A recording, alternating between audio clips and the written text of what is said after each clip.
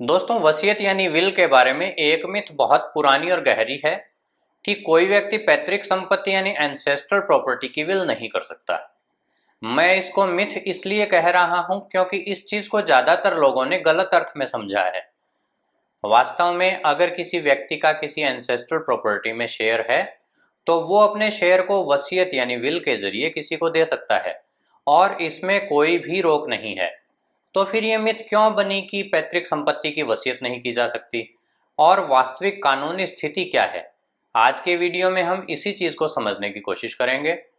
Topic को समझें इसके पहले अगर आप चैनल पर नए हैं या आपने अभी तक हमारे चैनल को सब्सक्राइब नहीं किया है तो अभी सब्सक्राइब करके बेल बटन जरूर प्रेस कर दीजिए ताकि नए आने वाले वीडियोज के नोटिफिकेशन आपको मिलते रहें।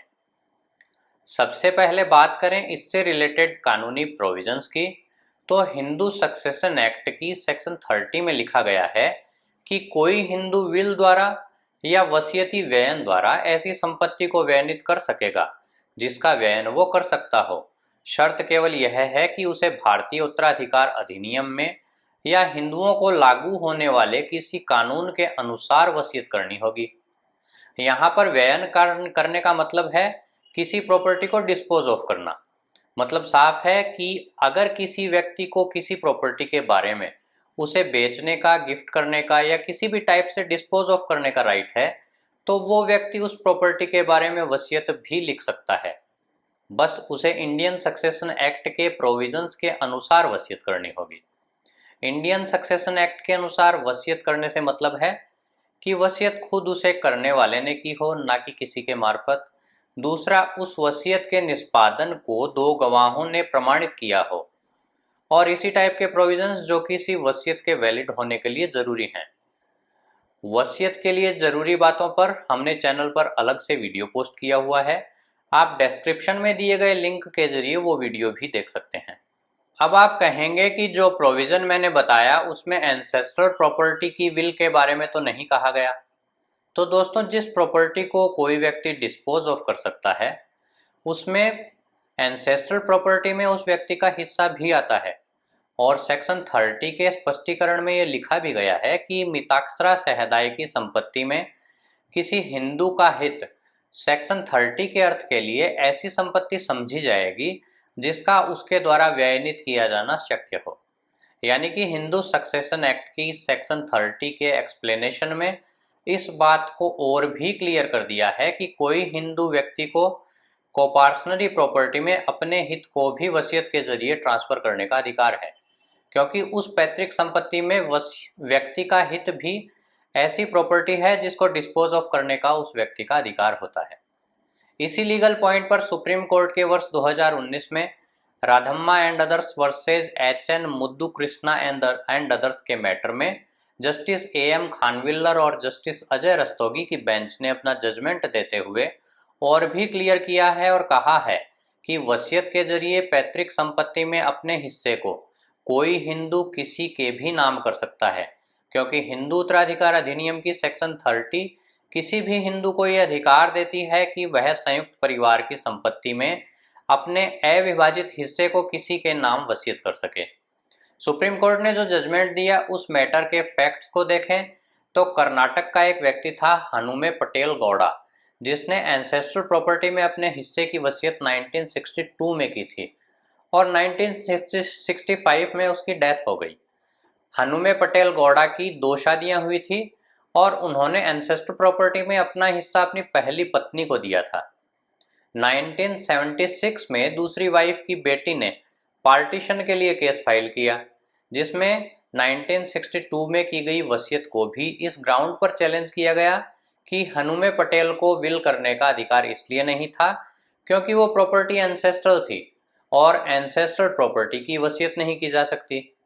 ये मैटर जब सुप्रीम कोर्ट पहुंचा तो सुप्रीम कोर्ट ने एक बार फिर इस बात को क्लियर किया कि हिंदू सक्सेशन एक्ट की सेक्शन 30 किसी भी हिंदू को पावर देती है कि वो पैतृक संपत्ति में अपने अधिकार को विल के जरिए ट्रांसफर कर दे। इस पर किसी टाइप की कोई रोक नहीं है। आपके मन में सवाल आ रहा होगा कि अगर कानूनी स्थिति ऐसी है तो ये मिथ क्यों बनी कि एंसेस्ट्रल प्रॉपर्टी की विल नहीं की जा सकती। दोस्तों, एक चीज हमारे कल्चर में है कि हमारे परिवार में एक मुखिया होता है और वही प्रॉपर्टी से रिलेटेड या घर के बड़े डिसीजंस भी लेता है, जिसको हम स्वीकार करते हैं और उन डिसीजंस की पालना करते हैं। परिवार की कोई जॉइंट कोपार्टनरी प्रॉपर्टी है तो भी उसके लिए डिसीजन जनरली मुखिया ही लेते हैं।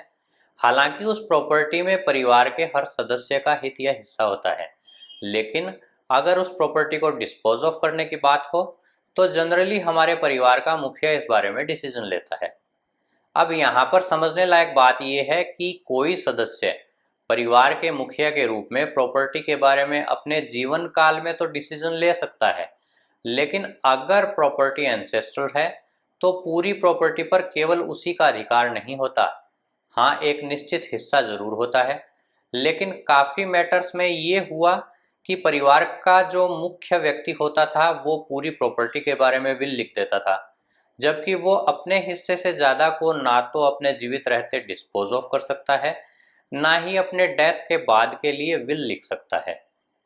एग्जाम्पल से समझते हैं कि मान लीजिए परिवार में 5 मेंबर्स हैं जिनके पास कोई एंसेस्ट्रल प्रॉपर्टी भी है, तो हिंदू उत्तराधिकार अधिनियम के अनुसार पांचों मेंबर्स का उस प्रॉपर्टी में 20-20% हिस्सा होगा। इस परिस्थिति में कोई सदस्य अपने 20% हिस्से को ही डिस्पोज ऑफ करने का अधिकारी होता है। लेकिन अगर परिवार का मुखिया पूरी प्रॉपर्टी के बारे में विल कर दे तो ये कानूनन गलत होगा, क्योंकि प्रॉपर्टी में उसका हित केवल 20% था, इसलिए एंसेस्ट्रल प्रॉपर्टी में उसके अपने हिस्से से ज़्यादा के लिए की गई वसीयत मान्य नहीं होगी। इस टाइप की काफ़ी वसीयत के बारे में कोर्ट के वर्डिक्ट आए और कोर्ट ने ऐसी वसीयत को टेक्निकली गलत बताया, तो यह मिथ बन गई कि एंसेस्ट्रल प्रॉपर्टी के लिए की गई वसीयत सही नहीं होगी, जबकि वास्तविक लीगल फैक्ट ये है कि एंसेस्ट्रल प्रॉपर्टी में भी किसी व्यक्ति का जो हित है उसके बारे में वसीयत की जा सकती है। तो दोस्तों, उम्मीद है आपके दिमाग में इस बात को लेकर क्लियरिटी आ गई होगी कि पैतृक संपत्ति के बारे में वसीयत करने पर कोई रोक नहीं है, लेकिन पैतृक संपत्ति के संबंध में वसीयत करने वाला केवल अपने हिस्से की हद तक ही वसीयत कर सकता है।